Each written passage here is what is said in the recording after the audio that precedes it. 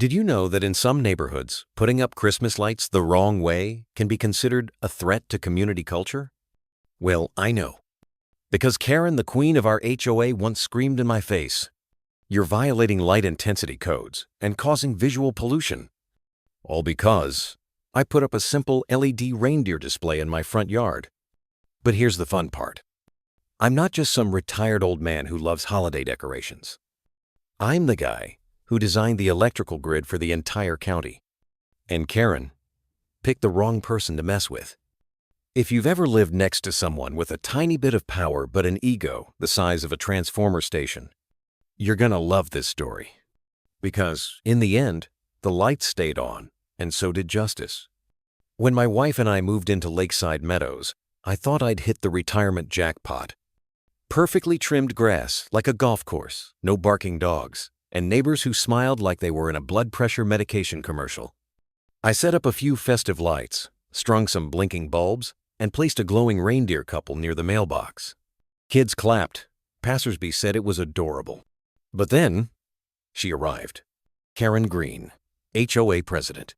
She showed up like she'd just rappelled down from the community control helicopter, pink clipboard in hand, lips pursed, eyes tilted, and a welcome line as warm as a tax notice. "Welcome to the neighborhood. I'm responsible for maintaining the standards of civility around here." Standards, huh? The next day, I got my first official warning for unauthorized blinking lights not approved by the Winter Aesthetic Committee. The what committee? Then came the violation letter for exceeding decoration height limits because my reindeer stood over 32 inches tall. She even brought a measuring tape in front of the neighbors. That's when I started to get suspicious. Not about the lights, but about how bored one human being could possibly be. That night, my Christmas lights lit up the whole block. Kids gathered on my lawn, pointing and laughing with joy. My blinking reindeer got voted better than the mall's. One woman even stopped to take a selfie with the tree. And guess who hated it? That's right, Karen Green, clipboard queen, the HOA monarch with a heart colder than January frost on a truck roof. The next morning, I stepped outside and saw darkness. All my lights dead. I thought, maybe the breaker tripped. Nope, breaker was fine. I walked over to my outdoor electrical box and froze. The outlet had been wrapped in red tape like a crime scene. A note was taped on top, temporarily disabled for public safety concerns. K. Green, HOA president. Excuse me? Temporarily disabled? She shut down my outdoor power. No notice, no vote.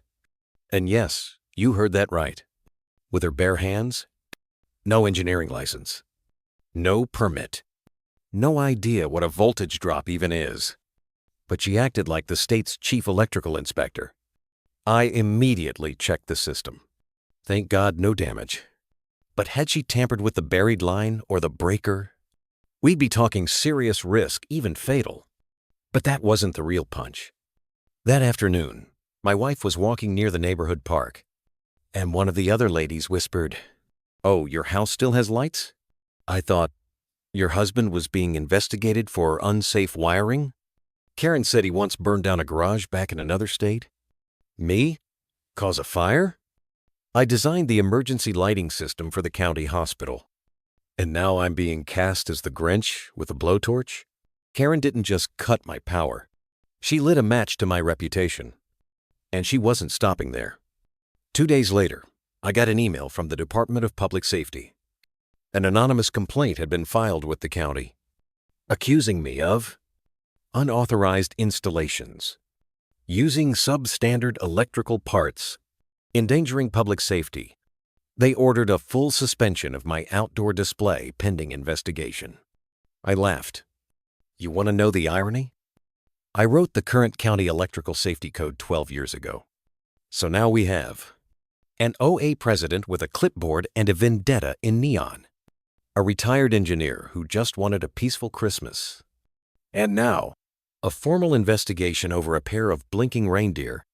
But that's fine. I've seen enough. If Karen wants to make this legal, I'll see her where I belong. At the breaker box and in the legal boardroom, the day of the hearing finally came. Karen walked in like she was about to receive the Nobel Prize for monitoring Christmas brightness levels.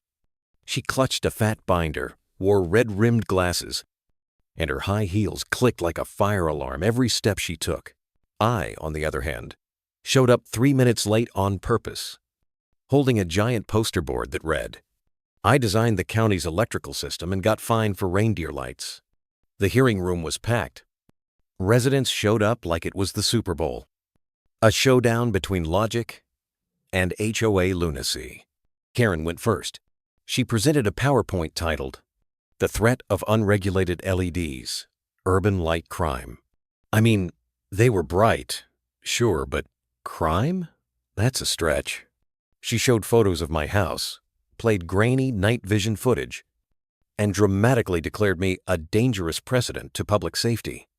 Then it was my turn. I stepped up. No slides, no drama. Just 3 things. My professional engineering license, an ANSI-compliant electrical schematic of my yard, and security footage showing Karen, in gardening gloves, personally unplugging my outdoor outlet with a grin that would make the Joker blush. Silence. Then a chuckle. Then scattered applause.